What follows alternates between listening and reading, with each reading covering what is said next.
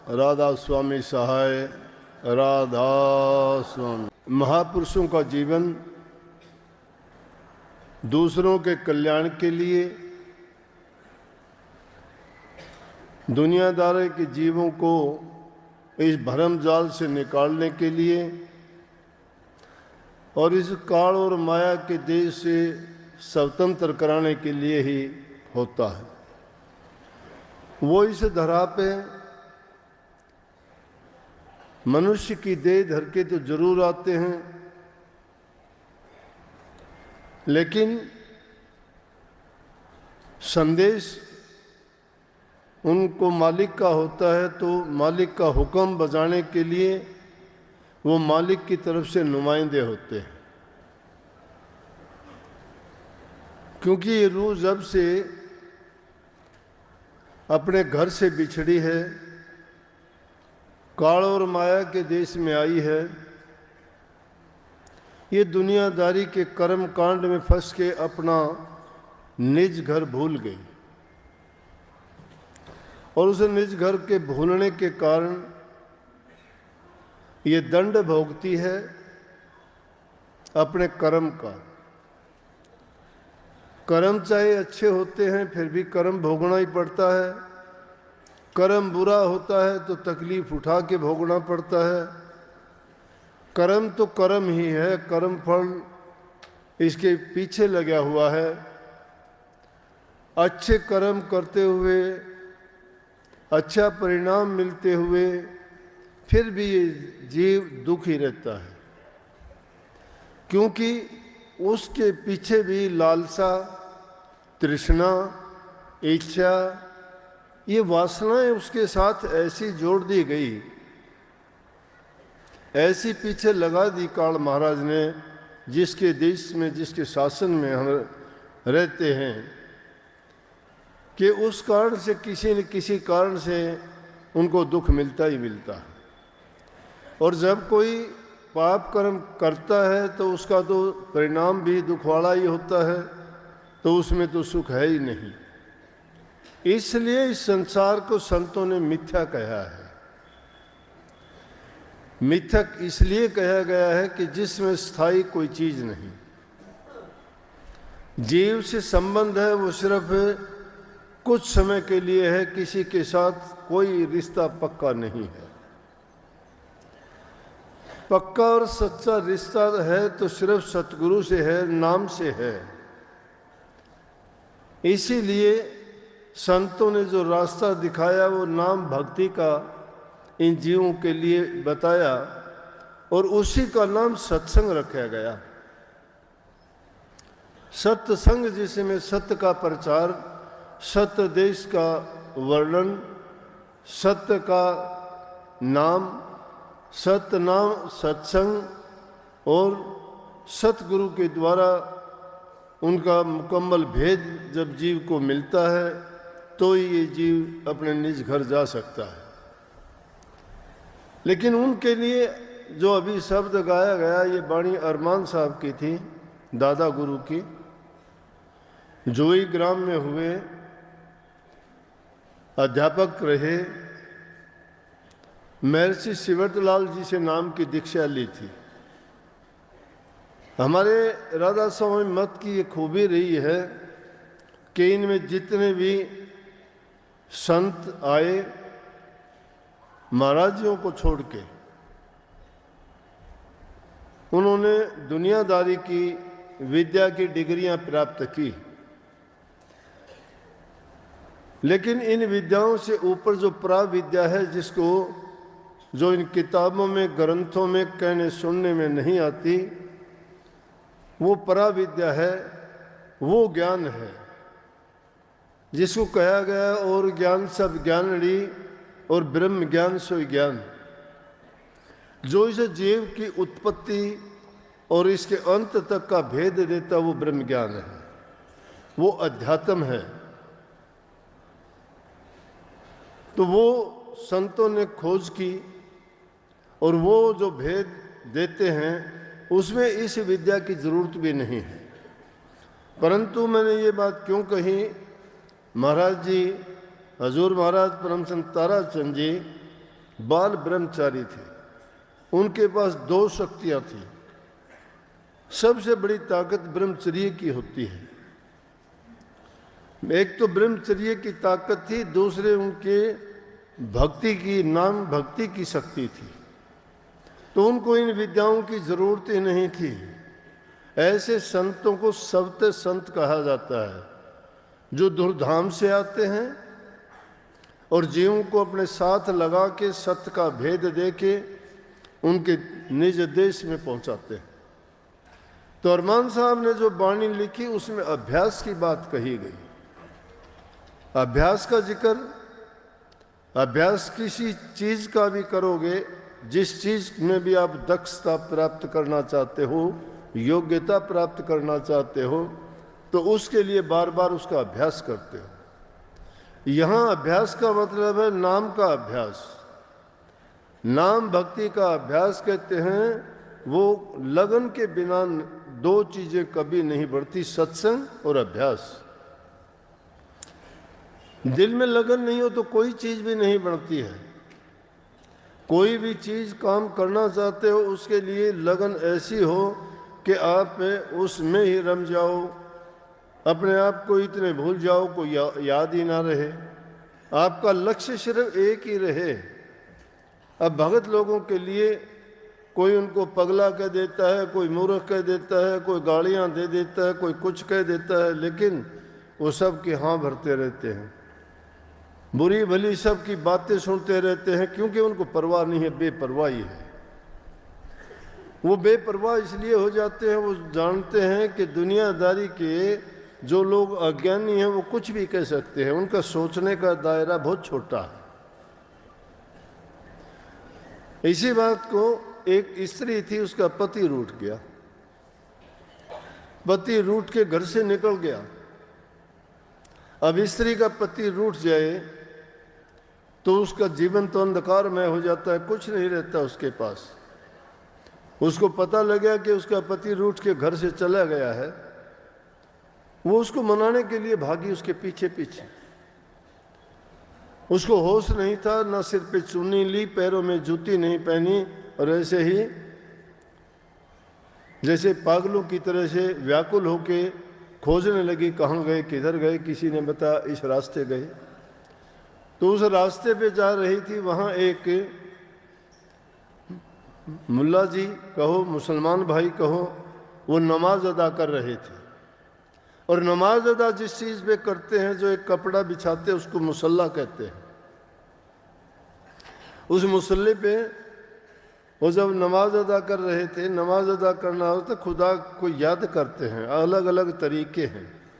पुराने ज़माने में घरों में भी बुजुर्ग आदमी बैठते थे तो कहते संध्या करता है। अब हम कहते हैं कि हम अभ्यास में बैठे हैं, ध्यान करते हैं। मुसलमान भाई वो नमाज अदा करते हैं, हम मंदिरों में पूजा पाठ करते हैं, मुसलमान भाई मस्जिदों में जाके बांग देते हैं। इसी तरह से वो नमाज अदा कर रहे थे, धार्मिक क्रिया है उनकी, खुदा को याद करना उस तरीके से।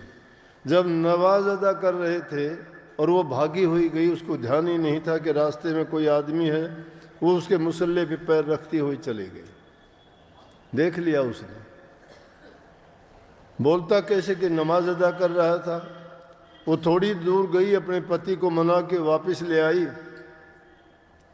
वापस लेके आई तो जब तक वो नमाज अदा कर चुका था, उसने उससे कहा कि आपको लज्जा नहीं आई?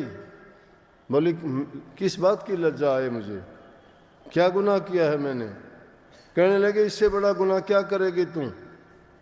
मैं अल्लाह ताला की नमाज अदा कर रहा था और तूने मुसल्ले पे पैर रख के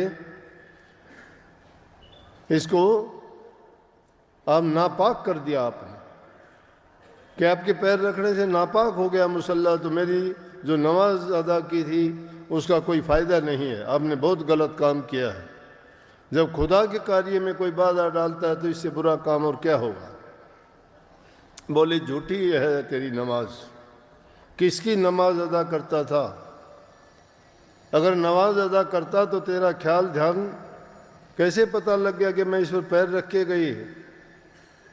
अरे मैं एक अपने पति के रूठने के कारण मुझे होश आवाज सारे खो दिए थे, मुझे पता ही नहीं कहाँ तेरा मुसल्ला है, कहाँ तू नमाज अदा कर रहा है, मैं किस रास्ते जा रही हूँ। मुझे सिर्फ लगन ये थी कि मैं अपने पति को मना के लेके आऊँ, मेरी लगन उसी में थी, मुझे कुछ नहीं दिखाई दिया। इसके लिए आप मुझे कुछ भी कहो, मैंने जानबूझ के ऐसा नहीं किया, इसलिए मैं इसकी सजावार नहीं हूँ। लेकिन आप ये बताओ, पति राची सूझी नहीं तू राचा रहमान, कि एक पति के उसमें मैं इतनी बेहवास थी कि मुझे होश ही नहीं था, और आप तो खुदा की नमाज अदा कर रहे थे, आपको कैसे होश था? तो ये है लगन की बात, कि जब तक लगन नहीं होती इंसान की तो ना सत्संग होता है ना अभ्यास होता है। हम सभी आके सत्संग में बैठे हैं, कोई भी भूल चूक घर में किसी चीज़ को, कीमती चीज़ को भूल आए, घर को ताला नहीं लगाया, या कोई चीज़ ऐसी छोड़ दी है जिसके कारण हमें ये लगता है कि हम जाएंगे जब तक वो सही मिले या ना मिले, तो हमारी लगन किस चीज़ में, सत्संग में नहीं, उसकी चिंता रहेगी।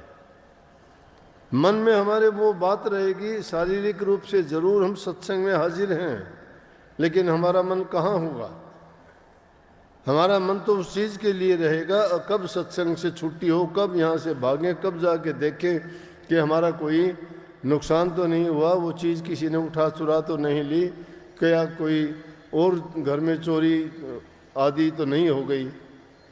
इसलिए सत्संग में जब बैठते हैं तो हमें सब चीज़ों को भूल के हमारी दृष्टि, हमारा ख्याल, विचार सिर्फ जो है सत्संग वचनों पे होनी चाहिए।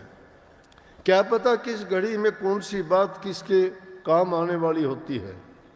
सारा सत्संग तो मानते हैं, इतने गौर करके नहीं सुनते होगे, बातें चाहे 1000 बार क्यों ना आपने सुनी हो, लेकिन कोई शुभ घड़ी ऐसी होती है जिसमें कही गई बात इंसान के जीवन को ही बदल के रख देती है, वो सब के लिए हो जाती है। उस बात पर अगर गौर करके देखें तो अगर सत्संग में आके हमने संसारी चीज़ों की ही अपने मन में कल्पना करते रहे, उसको याद करते रहे, अपने मन को उसी तरफ ले जाते रहे, तो शारीरिक रूप से बेशक यहाँ हैं, मानसिक रूप से हमने कोई फ़ायदा नहीं उठाया, मानसिक रूप से हम हाजिर नहीं हैं यहाँ।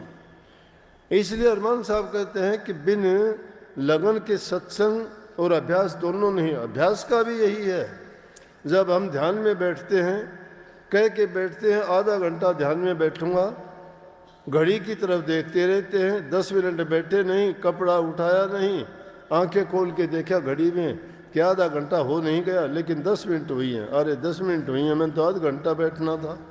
तो किसका, घड़ी की सुइयां को गिनते रहे हम? जब ध्यान में बैठ ही गए हो तो पता ही नहीं। नानक साहब जिनके जयंती का जिक्र था, छोटी उम्र थी, पशु चराने के लिए जंगल में भेज दिया गया, पाड़ी का काम करते थे। जब पशुओं को चराने के लिए जंगल में गया, वहां जाके उनको छोड़ दिया, अब ध्यान में मस्त होके बैठ गए। मस्त सिर्फ आंखें बंद करने का नहीं है, तो शुरुआत दौर में हम समझाते हैं कि आप अपने मन को डांटने के लिए, ख्यालात को रोकने के लिए और एकाग्रचित्त होने के लिए 3 बंद लगाया करो। लेकिन उनको 3 बंद लगाने की ज़रूरत नहीं है। जिसने अपने मन को काबू कर लिया है, अपने विचारों को स्थिर कर लिया है, वो तो जहाँ टिक गए तो टिक गए, उनके फिर भटकाव खत्म हो जाता है। जब विचारों का ठहराव आ जाता है, वही सच्ची और असली समझोगे भक्ति की लाइन है, वही ध्यान की अवस्था है। अब ध्यान ध्यान ध्यान ध्यान के हम रोजाना ढिंडोरा पीटते हैं। ध्यान तो हर चीज़ में लगाते हैं, सबका लगता है, किसी का बेटों में लगा हुआ है, किसी का अपने संपत्ति जायदाद में लगा हुआ है, किसी का मकान में लगा हुआ है, किसी का अपने कृषि काम में लगा हुआ है। जो कोई काम करता है, व्यापारी का व्यापार में है, किसान का खेती में है, विद्यार्थी का अपनी पढ़ाई में है। अरे तो अभ्यासी का तो ध्यान अभ्यास में होना चाहिए, भक्ति करने वाले का तो नाम में होना चाहिए। ध्यान तो करते तो सब हैं, लेकिन जब नाम के लिए ध्यान करते हैं तो जो पहले ध्यान किए हुए है मन वहीं जाता है, नहीं टिकता नाम में। नाम में अगर ये टिकना शुरू हो जाए तो समझो वहीं से हमारा अज्ञान मिटना शुरू हो जाता है और हृदय में प्रकाश हो जाता है। वो आंखें बंद करने की ज़रूरत नहीं है, कुछ संभलने की ज़रूरत नहीं है, कुछ सोचने की ज़रूरत नहीं है। जब उसके चिंतन में आप बैठ गए तो उससे शक्तिशाली चीज़ है क्या, उससे प्यारी चीज़ क्या है प्रभु से? इसका मतलब उसको हमने कुछ माना ही नहीं है, उस शक्ति को हम समझे ही नहीं है। अगर समझ जाएंगे तो उसकी खोज के लिए जो निकले ना, उन्होंने सारी दुनियादारी की चीज़ों को अलविदा कह दिया। ना उन्होंने खाने पीने की कोई परवाह की, ना उन्होंने लत्ते कपड़ों की परवाह की, ना उन्होंने कहीं अपने ऐसे आराम की परवाह की।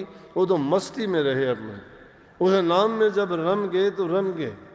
नानक साहब ने जाके खेत में पशुओं को छोड़ दिया और एक जगह बैठ के चिंतन करने लगे, पता ही नहीं पशु कहाँ गए, किसके खेत में कितना क्या नुकसान किया। पड़ोसियों ने आके उनको सामने, उनके पिताजी के सामने कहा कि आपका लड़का तो मूर्ख है, हमारे सब खेत उजाड़ दिए। कहने लगे, उसने जब पूछा कि अरे नानक की क्या किया तूने?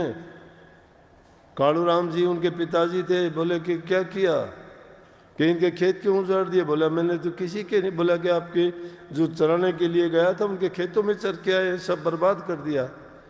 कहने लगे झूठ बोलता है। बोला कि चलो आपको दिखाते हैं। उनके पिताजी को ले जाके दिखाया तो खेत उसी तरह से लहरा रहे थे और वो सब झूठे हो गए। अरे जब उस सर्वशक्ति मान के ध्यान में जब लगते हो, वो किसी की उधार नहीं रखता। हमारे विश्वास डगमगाया हुआ है, हमने अपना मन, अपने ख्यालात, अपनी सोच, अपना सब कुछ दुनियादारियों को दे रखा है। ऊट पटांग चीज़ों में हमने अपने ख्याल जोड़ रखे हैं, प्रभु में तो ख्याल जोड़ा ही नहीं। अगर उसमें हम ख्याल जोड़ देंगे, वो किसी का कर्ज रखता नहीं है, वो तो उसको वैसा ही फल देता है जैसा कर्म करता है। अब जब अभ्यास करते हो तो ये गौर करना चाहिए, ध्यान करना चाहिए, वही हमारे जीवन के सुधार की रूपरेखा है। अब दिमाग में तो दूसरी चीज़ें भरी हुई है, जिस चीज़ का जैसा ख्याल करोगे वैसा ही होगा। माया में करोगे माया का ख्याल हो जाएगा, त्याग का करोगे त्यागी बन जाओगे। अरे हमसे अच्छे तो वो लोग हैं जो इन चीज़ों का नाटक करते हैं, ड्रामा करते हैं। वो लोग दिखावे के लिए भेष धारते हैं, लेकिन उसके साथ अन्याय नहीं करते, न्याय करते हैं। किस तरह से न्याय करते हैं कि एक बार एक बहुरूपिया था, वो अनेक रूप बना के घूमता था। जैसे अब भी गाँव में कई बार आते हैं, कभी शिव जी का रूप बना लिया, कभी हनुमान का बना लिया, कभी और राक्षस का बना लिया, कभी पागल का बना लिया। वो ऐसे उसी तरह का अपना कपड़े या लत्ते उनको पहनते हैं, वैसा ही लिबास पहन के अपने चेहरे पे ऊट पटांग सी चीज़ें, राक्षस का हो तो राक्षस जैसी, देवता का हो तो देवता जैसी, पुलिस का हो तो पुलिस जैसी, चोर का हो तो चोर और डकैत जैसी, वैसे ही वेशभूषा, वैसे ही सारे क्रियाकलाप करते हैं और देखने में भी असली लगते हैं। एक बार एक जाके राजा से कहने लगा, उसका काम चला नहीं। राजा साहब से गुहार लगाई कि जी मेरा काम नहीं चलता है, खाने पीने के लिए मेरे पास कुछ भी नहीं है। तो राजा लोग अपनी प्रजा की संभाल करते हैं, राजा उन्हीं को कहते थे। अपनी प्रजा को हर प्रकार की जो सहायता करते थे, वो दयालु, कृपालु और बड़े लोगों के उपकार करने वाले राजा को बड़ो इज्जत और सम्मान मिलता था। क्यों? वो प्रजा की भलाई के काम करते थे। राजा ने देखा गरीब आदमी है, कहने लगा भाई तू काम क्या करता है? बोला जी मैं तो बहुरूपिया हूँ। बोला तो भाई मुझे भी बहुरूपिया तो कोई सांग दिखा। बोला जी किस चीज़ का सांग दिखाऊं? कहने लगा कि महात्मा का तू मेरे को बना के देखा। कहने लगे जी ठीक है, मैं महात्मा का रूप धार के और आपको दिखाऊंगा कभी मौका लगेगा तो। राजा ने उसको कुछ दे के विदा किया। राजा से वादा किया था, कुछ दिन के बाद उसने क्या सोचा, महात्मा का रूप बनाया। जाके नगरी के बाहर उसने अपना धुना लगा दिया और वहाँ जाके एकदम ऐसा त्यागी महात्मा बन के बैठ गया। अगर कोई जाके कुछ देता तो खा लेता, नहीं देता तो किसी से मांगता नहीं, कुछ नहीं कहता, बोलता नहीं। कोई भेंट पूजा ले जाके देता तो उसको वापस दे देता कि ले जाओ अपने। थोड़े ही दिन में इतनी ख्याति फैल गई, कहने लगे बड़ा एक ऐसा त्यागी महात्मा आया है, ना किसी का कुछ लेता है, भक्ति में लीन रहता है 24 घंटे, और ऐसा त्यागी तो हमने कभी देखा ही नहीं। कोई भेंट पूजा कोई स्वीकार नहीं करता, कोई तोहफा वगैरह किसी से नहीं लेता। वो तो ऐसा भक्त है जिस पर दृष्टि डाल दे वो निहाल हो जाता है। अब लोगों का अपना विश्वास होता है, ये अगर पत्थर को भी पूजने लग जाता है तो पत्थर में भी ये उनसे हासिल कर लेता है जो चाहता है, जो सोचता है। वो पत्थर तो उसको नहीं देता, उसका अपना आत्मविश्वास देता है। आत्म शक्ति को जो जागृत कर लेता है तो उसका आत्मविश्वास जब जागृत हो जाता है, उसकी सभी इच्छाएं, सभी कामनाएं पूरी होती है। लेकिन हम तो आत्मविश्वास सब कुछ खोए बैठे होते हैं, दुनियादारी की चीज़ों में ऐसे हो चुके होते कि अपने आप को बेसहाय मानते, असहाय, हर चीज़ के दूसरी चीज़ के बस में है। हमारी इच्छाएं कभी पूरी नहीं होती, इसलिए ये कल्पना ही नहीं की जा सकती कि हम कभी उस शक्ति को हासिल कर सकते हैं। राजा वजीर से कहने लगे, अरे वजीर साहब, हमने सुना है कि महात्मा अपनी नगरी के बाहर बहुत त्यागी है, बहुत बड़ा महात्मा आया है, चलो हम भी उसको एक दिन देख के आते हैं। उन्होंने दिन निश्चित कर लिया, वजीर को लेके राजा चल दिया, पूरा लश्कर साथ में। 1000 रुपये की थैली ले ली। उस टाइम में सिक्के होते थे, आज की तरह से कागज़ नहीं थे। गए, जाके बंदगी की, महात्मा ने आँख खोल के देखा कि राजा आ गया। राजा नहीं पहचान पाया क्योंकि वेशभूषा उसकी महात्मा जैसी थी एकदम। जाके 1000 रुपये की थैली रख दी, उसको इशारा कर दिया, बोला राजन ये हमारे काम की नहीं है, ये ले जाओ, हमें नहीं चाहिए। मिट्टी में और इसमें क्या अंतर है, हम इसके लिए नहीं हैं, हम सिर्फ प्रभु भक्ति के लिए आए हैं, हमें इन चीज़ों की कोई दरकार नहीं, ये आप राजाओं के काम की चीज़ है, आप ले जाओ इसको। राजा बड़ा प्रसन्न हुआ कि बहुत त्यागी है भाई। राजा ने भी प्रशंसा की, चला गया राजा। उसके दूसरे ही तीसरे दिन बहरूपिया राजा के दरबार में उपस्थित हुआ और जाके राजा से कहने लगा, बादशाह सलामत, इनाम दो मुझे। बोला तो आपको किस चीज़ का इनाम दूं? कि जी आपको मैंने जो महात्मा का रूप धर के दिखाया, कौन सा महात्मा का रूप? महात्मा तो मैंने देखा यहाँ पे, हमारी नगरी के बाहर आया है, उसको जाके देखो तू कैसा महात्मा का रूप। बोला जी वो मैं ही था। बोला तू ही था? राजा हैरान हो गया, कहने लगा मैंने 1000 रुपये की थैली तेरे को दी थी, तू उसको रख लेता फिर। बोला कि मेरे महात्मा के रूप को बट्टा लगता, महात्मा का जो मैंने रूप बना रखा था उसको बट्टा लगता, उसको महात्मा के नाम पर ये धब्बा मैं नहीं आने देता था कि महात्मा ऐसे होते हैं, इसलिए मैंने स्वीकार नहीं किया। बोला कि अब तू थोड़े से पैसे मांगता है, वही रख लेता। बोला नहीं, इसलिए जो त्याग करते हैं और प्रभु का नकली रूप भी धरते हैं, उनकी भी संभाल जब होती है और हम वास्तव में उसकी भक्ति करते हैं, ढोंग करते हैं कि हम नाम का अभ्यास करते हैं, सुनी सुनाई बातों का जिक्र करते हैं, थकते ही नहीं। इधर से सुन ली, उधर से सुन ली, किताबों से देख ली, और उन बातों को, देखी सुनी बातों को बड़ा जोर शोर डंके की चोट पे कहते हैं। करनी करते नहीं, बिना करनी के उन चीज़ों को कैसे, मिथ्या बातों को हम परोसते हैं, उन बातों का असर कैसे होगा। इसलिए ज़रूरी है कि अभ्यास करें, अभ्यास करें, एकाग्रचित्त होकर करें, पूरा त्याग और समर्पण के साथ करें। और उनके साथ सबसे ज़रूरी चीज़ जो है वो है गुरु को समर्पित हो जाना। गुरु को समर्पित हुए बिना आज तक दुनिया में कोई भी कामयाब नहीं हुआ। रामकृष्ण भी 3 लोक के धनी होते हुए उनको भी गुरु धारण करने पड़े थे, चाहे वो 3 लोक के धनी थे, अवतारी पुरुष थे, अनेक प्रकार की शक्तियां 16 कला भरपूर आए, लेकिन फिर भी गुरु धारण करना पड़ा। तो बात थी यहाँ कि आदमी जब ध्यान में अभ्यास में बैठता है तो कैसे विचलित हो जाता है।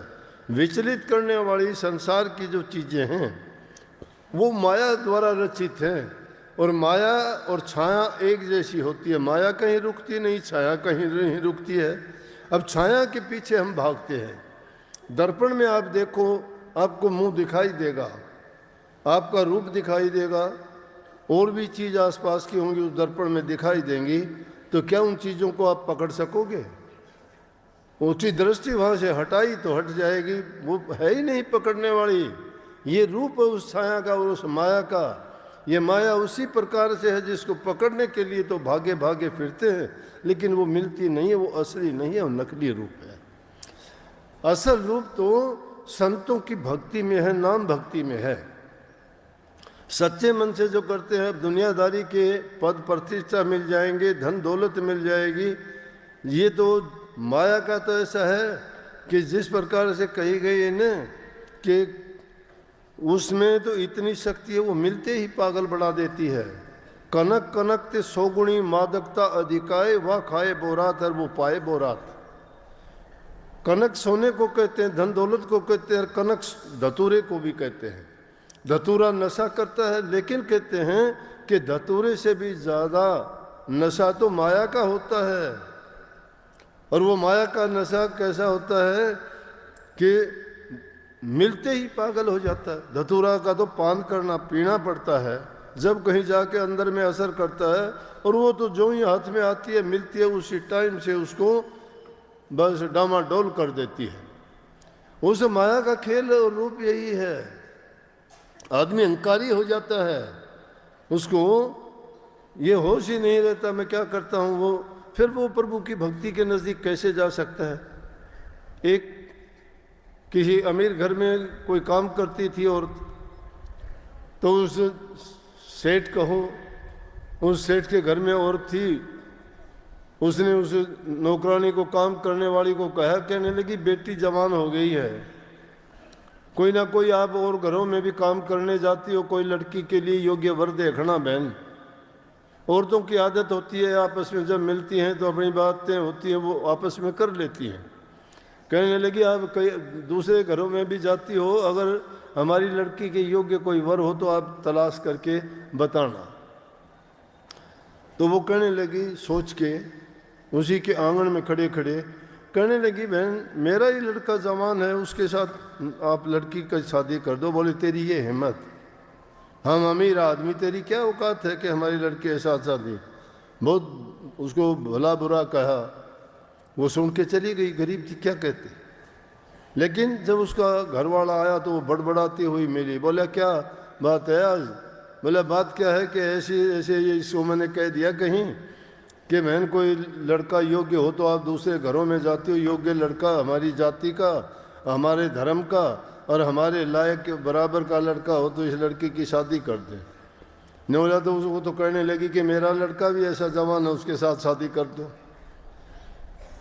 आदमी बड़ा समझदार था, कहने लगा कि जब तुम ये बात कर रही थी तो कहाँ खड़ी थी वो, तुम कहाँ खड़े थे? तो आंगन में एक पेड़ था, कहने लगा इस पेड़ की छाया में हम खड़े थे। बोले जगह बताओ मुझे।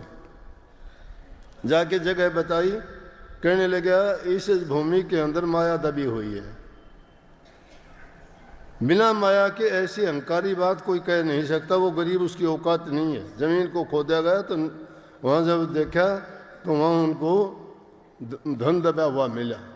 अरे वो तो चीज़ मिलते ही आदमी की बुद्धि को भ्रष्ट कर देती है कि जब ज़मीन में दबी हुई चीज़ ने भी उसको ये कहने पे मजबूर कर दिया कि एक नौकर अपने मालिक को कहता है कि मेरे लड़के के साथ तेरी लड़की की शादी कर दे।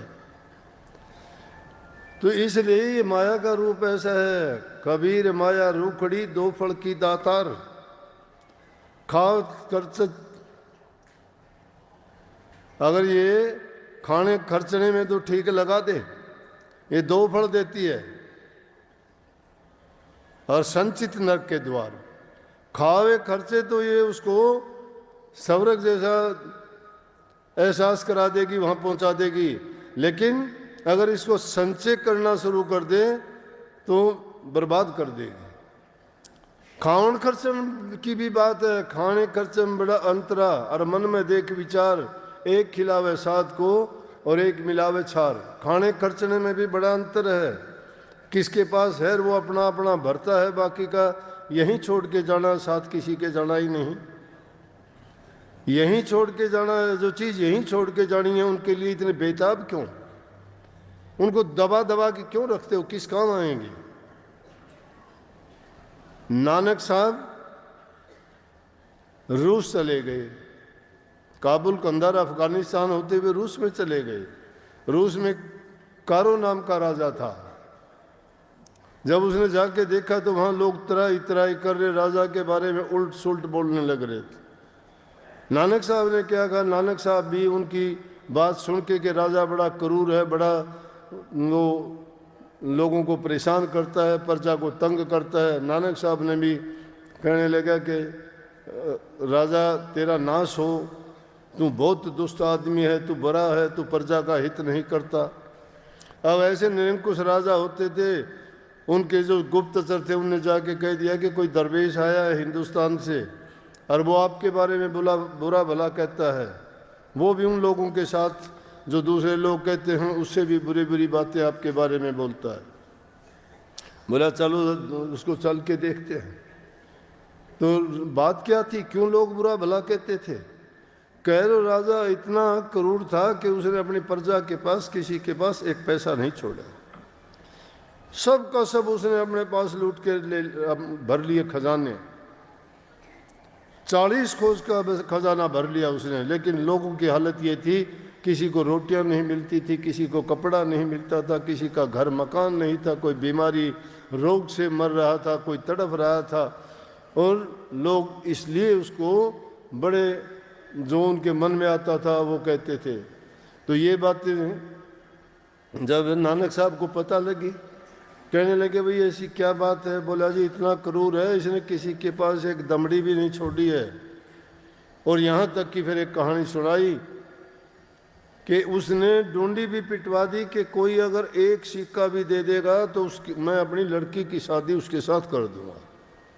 अब एक नादान बच्चा था, उसका पिता था नहीं, वो अपनी माँ से कहने लगा कि इस तरह से राजा की लड़की बहुत सुंदर है, राजा ने ये कंडीशन लगाई है कि मुझे एक पैसा चाहिए, एक पैसा मुझे मिल जाएगा तो मैं उसकी लड़की से शादी करूंगा ले जाके। वो माँ जानती थी, बोला कि बड़ा राजा दुष्ट है, अच्छा नहीं है, ये तेरे से पैसा भी ले लेगा और तेरी पिटाई भी करेगा और धक्के देके तुम्हें वहाँ से निकाल देगा, कहाँ की शादी करेगा? इसने किसी के पास कुछ नहीं छोड़ा है। बोला मुझे नहीं पता, मुझे पैसा चाहिए। अब ये 3 हट होते हैं, बाल हट, तिरिया हट और राज हट। ये हट कर लेते हैं तो अपना हट पूरा करके मानते हैं चाहे दुनिया उल्ट पुल्ट हो जाए। राजा हट कर लेगा सब कुछ बर्बाद हो जाए, करेगा।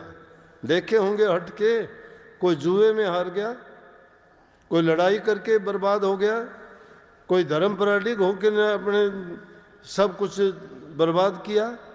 राजा के हट थे। तिरिया का हट भी देखा होगा, कहा कि मैं जो से अपने केसों को उसके खून से ही धोऊंगी दुश्मन के, वो हट था। इसी प्रकार से बच्चे का भी हट ऐसा ही होता है। बच्चे को पता नहीं होता, बच्चा तो कह देगा कि इस ऊंट को इस कटोरी में बैठा दो, ऊंट कटोरी में कैसे बैठेगा? लेकिन हट है, नहीं मानेगा वो। अब क्या करोगे उसका? इसी तरह से उसने भी हट कर लिया। माँ थी, माँ अपने बच्चे के लिए कुछ भी कर सकती है। वो सोचने लगी, कहने लगा मुझे नहीं पता, मुझे चाहिए। बोला बेटा जब तेरे पिता गुजरे तो कब्र में रखा गया था एक सिक्का, वो मैं निकाल के लेके देती हूँ। वो उसको दे दिया गया, लेके गया, जाके राजा को दे के कहने लगा ये लो। बोला कहाँ से लाया? उसने सारी कहानी बताई कि मेरे पिता की कब्र से। मरते वक्त कब्र में डालते हैं, उसको पता लगा। राजा ने कह दिया सारी कब्रों को उखाड़ के सबके सिक्के निकाल के लाओ। वो भी उसने सब निकलवा लिया और उसको धक्के दे के पीट के भगा दिया। उसकी माँ की बात सच्ची हुई, रोता पीटता घर आ गया। अब लोग इसी परेशानी में करते थे, लेकिन जब नानक साहब ऐसा करते हुए और उनको बुरा भला कह रहे थे, तो वहाँ जाके राजा पहुँचा और पब्लिक के बीच में खड़ा होके जब उसने सुनी, तो संत महात्मा डरते नहीं हैं, सच्चे होते हैं, वो सच्ची बात कहते हैं, बेपरवाह होते, परवाह नहीं करते। इसीलिए शब्द भी है कबीर साहब का, संतों के आगे कौन चीज़ बादशाही। संतों के आगे बादशाही किसकी है? वो डरते नहीं हैं, मौत से ही नहीं डरते।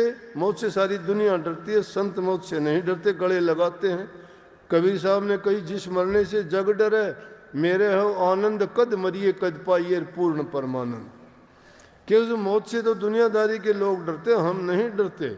हम तो ये चाहते हैं कब वो मौत आए और कब हमें वो पूर्ण परमानंद प्राप्त हो, कब उस प्रभु के चरणों में जाके हम पहुँचें। इसलिए वो डरते नहीं हैं। राजा गया, कहने लगा, वो फकीर कहाँ से आया? बोला हिंदुस्तान से।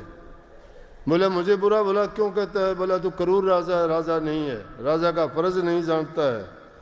राजा प्रजा का हितकारी होता है, राजा प्रजा का पिता होता है, राजा उनके सब चीज़ों का प्रबंध करता है, खाने का, लत्ते का, कपड़े का, घर का, मकान का, दुखियों के लिए उन सब उसको उससे ज़रूरत की चीज़ें पूरी करनी चाहिए। तू 40 कोस का खजाना भर के बैठा है, क्या करेगा इसका?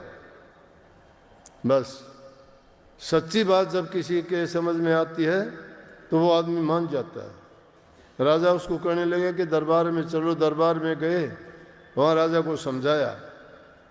कहने लगा कि जब समझाते समझाते सारी बात होगी तो कहने लगा, एक काम करना राजा। बोले क्या? अपनी उसमें से कपड़े में से सुई निकाल के दे दी कि ये सुई मेरे वहाँ भेज देना अगले लोक में, जब मैं आऊँगा जब ले लूँगा। बोले अगले लोक में कोई ले जा सकता है क्या कोई चीज़ है? बोला तू 40 कोस का खजाना कैसे ले जाएगा? और राजा को ज्ञान की ठोकर लगी, समझ आ गई। पूरे शहर में, बाजार में, जगह जगह पर ढेर लगवा दिए, पूरा खजाना खाली कर दिया कि जिसकी ज़रूरत की चीज़ें हैं वो ले जाओ, यहाँ से फ्री मिलेगी सबको। संत इस प्रकार से दरवाजे खोल देते हैं जीवों के लिए। ये भी काल की जो जेड़ है, इसके दरवाजे खोलने के लिए संत आते हैं। वो उस नाम का ढिंडोरा पीट के उनके अज्ञान मिटा के हृदय में प्रकाश करते हैं। और जब ज्ञान का प्रकाश हो जाता है तो इंसान को समझ आ जाती है। समझ जब तक आती नहीं, परेशानी जाती नहीं। अब अभ्यास नाम ले लेते, अभ्यास नहीं करते। अभ्यास एक दिन में नहीं हो जाता। कई बार तो बातें सुन के हैरान हो जाते हैं उन लोगों की। अरे उनके कर्म देखो, उनका जीवन देखो, उनके रोज़ाना के क्रियाकलाप देखो, और वो लोग कहते हैं कि मैं भजन करता हूँ, मैं अभ्यास करता हूँ। चुगली वो करते हैं, निंदा वो करते हैं, बुराइयाँ वो करते हैं, झूठ वो बोलते हैं, कपट से वो भरे पड़े हैं। किसी के आगे कुछ कहते हैं, दूसरे आगे कुछ कहते हैं। बात पूछो तो वो सतलोक, अलग लोक, अगम लोक से कम बात नहीं करते हैं। प्रकाश का रूहानी, नूरानी और शब्द धुनों की बात करते हैं। कहाँ से होंगे? अगर ध्यान करना है तो ध्यान करने के तरीके सीखो। एक दिन में किसी की सूरत नहीं चढ़ जाती, पूरी जिंदगी आदमी को दाव पे लगानी पड़ती है। सूरत की चाल तो बहुत धीमी है। सबसे पहली चाल कीड़ी जैसी है उसकी। अभ्यास में बैठोगे, कीड़ी चाल क्या है? कीड़ी जिस प्रकार दीवार पर चढ़ती है, 1000 बार गिरती है, 1000 बार फिर चढ़ना शुरू कर देती है।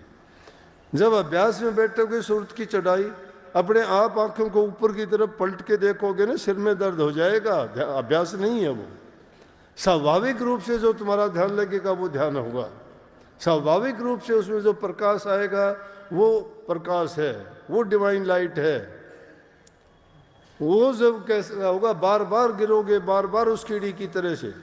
जब वो अगली मंजिल त्रिकुटी के पास जब पहुंचेगी तो उसकी मकड़ी जैसी चाल हो जाएगी। मकड़ी अपने मुंह से तार छोड़ती है, जाड़ा बना देती है, और उसी तार को पकड़ के जहाँ जाना चाहती है वही चली जाती है।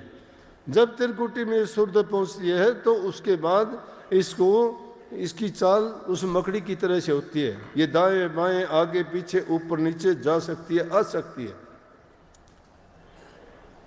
एक दिन में कैसे हो जाएगा ये काम? संतों ने अपने जीवन को इसी काम के लिए पूर्ण त्याग करके, एक प्रकार की आहुति दे के अपने जीवन की, तब इन चीज़ों को हासिल किया, जब प्राप्त किया। और फिर उसके बाद दूसरे मछली की चाल होती है। मछली की चाल होती है उल्ट चढ़ाई, पानी में सीधे भी तैर सकती है और उल्टी भी तैर सकती है। शब्द की डोर के बिना चढ़ नहीं सकती। ये शब्द से ही नीचे उतरी है, शब्द डोर पकड़ के, शब्द डोर को ही पकड़ के ऊपर चढ़ेगी। उन आध्यात्मिक मंडलों में वो डोर जब ऊपर चढ़ती जाएगी तो मछली की चाल हो जाएगी, आगे वो ऊपर भी जाएगी, नीचे भी आ जाएगी।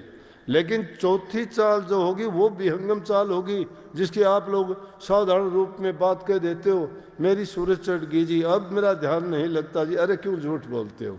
ध्यान एक बार लग गया तो उसका कैसे हट जाएगा दोबारा? ध्यान जिसका लग गया तो लग गया।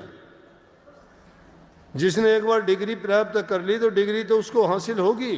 वो रोज किताब उठा उठा के नहीं पढ़ाता किसी को, उसको कंठस्थ है वो। जब अभ्यास तुम्हारा पूरा कर आपने लिया तो पलक मारने की देरी सुभान कुदरत तेरी, फिर तो पलक लगी तो ही उन मंजिलों को पार करते चले जाओगे। ये बच्चों का खेल तमाशा तो है नहीं, लेकिन हाँ ये एक बहुत बड़ी बात है कि हम अपनी बुराइयों से निजात पा लें, नशे विषय विकारों से बच जाएं। आज जिस हालात में हमारे नौजवान बच्चे जिस नशे की चपेट में आके कैसे कैसे नौजवान जीवन बर्बाद होते देखते हैं।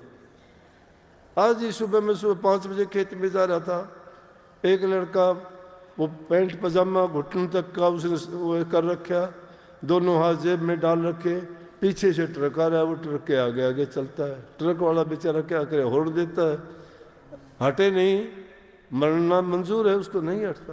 क्यों? नशे में है, पता ही नहीं। जिंदगियां बर्बाद होती हैं। संत मत में हम पहली चीज कहते हैं नशा सबसे बुरी चीज है। हुक्का बीड़ी पान तंबाकू तक का नेम कराते हैं। आप लोगों ने छोड़ा, बहुत बड़ी बात है। मांस मिट्टी मछली दूसरे जीव को सताना बहुत बड़ा पाप है। इससे भी हमें बहुत खुशी होती है कि देखो हम सब के सब सात्विक हैं, सात्विक भोजन खाते हैं, अनाज का आहार फल आहार करते हैं, महात्माओं जैसा जीवन है। तीसरी चीज है उससे बचना कठिन है, चोरी करना नहीं छोड़ते, चाहे वो करते हैं सुई की, वो आदत बनी हुई है, उस आदत को भी अगर छोड़ दें, करते हैं वो, लेकिन ये चोरी नहीं करते। हम चोरी उसको मानते हैं कि किसी का जाके चीज उठा के अपने घर में ले आए, ये वो ना, लेकिन नीयत खराब ही रहती है। उस नीयत को भी सुधार लें। पति पत्नी का प्यार हो, आपस में मीठा और अच्छा बोलने का बर्ताव हो इंसान का, एक दूसरे के मन को जीत लेता है, घर में खुशियाँ ठाठे मारती हैं, स्वर्ग जैसा एहसास आदमी को होता है। जब जीवन में ये सब कुछ मिल जाए तो ये कोई कम बात नहीं है। गृहस्थियों के लिए बहुत ऊंची बात है कि इन बुराइयों को त्याग के अगर 2 घड़ी झूठा या सच्चा प्रभु के नाम का सिमरण भी कर लेता है तो भी उसका कल्याण हो जाता है, तो भी उसका कल्याण हो जाता है। क्योंकि वो कम से कम मालिक को साक्षी मान के कुछ तो सोचता है। कोई भी गलत काम होता है तो उसको पश्चाताप तो होता है। पश्चाताप करना अपना कर्म भोग लेना ही होता है, तौबा कर लेना ही होता है उसमें कि अब तो मेरे से गलती हुई, आगे नहीं करूँगा। ये चीज़ें बहुत बड़ी हैं। ये चीज़ें भी हमने अगर छोड़ दी तो बहुत अच्छा किया, लेकिन उसके साथ साथ हमें ये चीज़ें नहीं भूलनी चाहिए कि हमारा कल्याण तो नाम भक्ति से ही होगा। सारी चीज़ों को करते हुए दुनियादारी के काम करो, ज़रूरी है करने। हमारे सिर कर्ज है, उनका कर्ज को फ़र्ज मान के पूरा करो। वो फ़र्ज पूरा करना है, लेकिन कर्ज की मर्ज जब तक बनी रहेगी तो तुम्हारा फ़र्ज पूरा नहीं हो सकता। वो फ़र्ज पूरा करो पहले, फ़र्ज पूरा करते रहोगे, साथ साथ तुम्हारे कर्म भी धुलते रहेंगे। आगे के लिए जीवन भी आपका अच्छा बनता रहेगा और धीरे धीरे करके आप अपने जीवन को इसी जीवन में अपने जो उद्देश्य के लिए मनुष्य का चोला मिला उसको पूरा कर जाएंगे। परंतु हम भूल जाते हैं, थोड़े समय के लिए याद आता है, दुख दर्द पीड़ा होती है तो हमें प्रभु याद आता है, हमारे देव याद आते हैं, हमारे इष्ट याद आते हैं, फिर तो भागे जाते हैं। लेकिन सुख में हम किसी को याद नहीं करते। सुख में तो हम सब कुछ हम ही हो जाते हैं कि मैं जो करता हूँ वही सही है। नहीं, महापुरुषों की बातों को याद किया करो। मालिक की रजा में रहना राजी कि मालिक जो करता है वो कभी गलत नहीं करता, वो सही करता है। हमारे लिए उसने जो लेख लिखे हैं वो हमारे किए हुए कर्म का ही परिणाम है, नया कुछ भी नहीं है। वैसे तो अगर कहो तो वाणी आई है कि सगरी दुनिया का राजा दुखिया, हरि का नाम जपत भय सुखिया, लाख करोड़ी बंधन पड़े, हरि का नाम जपत निस्तरे। हरि का नाम जपत निस्तरे। सगड़ी सृष्टि का राजा दुखिया, सारी सृष्टि का भी अगर कोई राजा बन जाए, सारा सब कुछ मिल जाए तो भी वो दुखिया रहेगा, सुख नहीं है। हरि का नाम जपत भय सुखिया। जो हरि का नाम भजने वाले हैं वो सुखी हैं। चाह ना इंसान कितनी भी बढ़ा लो, बढ़ती चली जाएंगी, कम नहीं होती हैं चाह।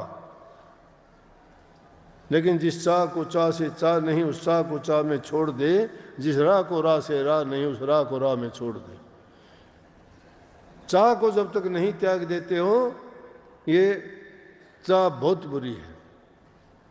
जब ये चाह कभी पूरी नहीं होती, तृष्णा कभी भरती नहीं, लालसाएं एक से एक आगे उठाती रहती हैं।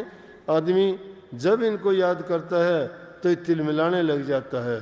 इसको फिर कुछ ना कुछ उल्टा सीधा करने के लिए मन इसको तैयार कर लेता है। फिर मन के कहे में चलना शुरू हो जाते हैं तो मन फिर नहीं टिकने देता इस जीव को।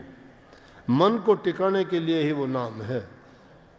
तो वो किसे? हरि का नाम अंकुश है। हरि के नाम जपत भय सुखिया। लाख करोड़ी बंधन पड़े, चाहे कितने भी बंधन कर्म के क्यों ना पड़े हों, लाख हो, चाहे वो करोड़ों बंधन क्यों ना हो, लेकिन हरि का नाम जपत निस्तरे।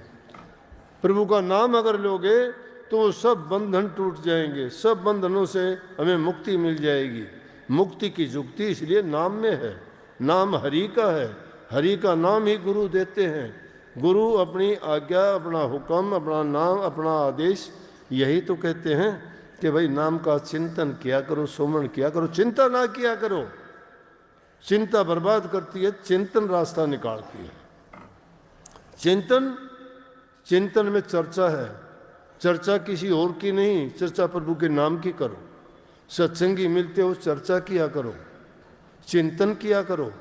चिंतन करोगे सवाल उठेंगे, सवाल उठेंगे तो चर्चा करोगे। चर्चा तुम्हारी आध्यात्मिकता की होगी, नाम की होगी, भक्ति की होगी, अभ्यास की होगी, जाप ताप की होगी। जाप ताप और ज्ञान ध्यान पढ़िए वेद पुराण, बिना गुरु के ज्ञान के कभी ना हो कल्याण। जाप ताप कितने भी पढ़ो, वेद ग्रंथ कितने भी पढ़ लो, लेकिन गुरु के ज्ञान बिना कभी जीव का कल्याण नहीं होता। और गुरु का ज्ञान क्या है? गुरु का हुक्म, गुरु की आज्ञा, गुरु का उपदेश, गुरु की शिक्षा, जो नित्य प्रति सत्संग के माध्यम से वो हमें समझाते हैं, बताते हैं कि प्रभु के नाम का सुमरण किया करो, भजन किया करो। कोई चीज़ नहीं छोड़नी, बुराइयां त्यागनी हैं, अच्छाइयाँ अपने आप आ जाएंगी। अच्छाइयों को अपनाने की जरूरत नहीं, बुराइयां त्यागो आप, अच्छा ही रह जाएगा करने के लिए। और जब अच्छा होगा तो तभी आदमी को प्रभु का नाम याद आएगा, वो क्योंकि वो अच्छाइयों में है, बुराइयों में नहीं। बुराइयों में तो राक्षसों का काम है। इसलिए नाम हर चीज़ को पवित्र करने वाला है, हर व्याधि का इलाज है, हमें सर्व सुख देने वाला है।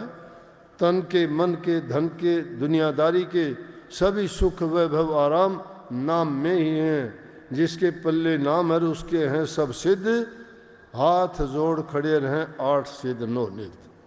8 सिद्धियाँ 9 निधियाँ उनके सामने हाथ बांधे खड़ी रहती हैं जिसके पल्ले नाम होता है। जिसके पल्ले नाम वही दुनिया में धनवान। बाकी की चीज़ें ये दुनिया की मिट्टी है। उस मिट्टी को कितना इकट्ठा करो, मिट्टी को छोड़ के जाओगे। नाम भक्ति ही हमारा अंत साथ देने वाली है। महापुरुषों ने सब ने उसी का प्रचार किया है, चाहे वो दादू हो, चाहे पलटू हो, चाहे कबीर हो, चाहे वो राधा स्वामी दयाल हो, चाहे अरमान साहब या हजूर संत ताराचंद महाराज हों। सब ने उस नाम की महिमा गाई है, सत्संग की महिमा गाई है। तो इसलिए उस नाम को कभी ना भूलो, नाम को याद रखो। उसी में हमारा कल्याण, उसी में हमारा राधा।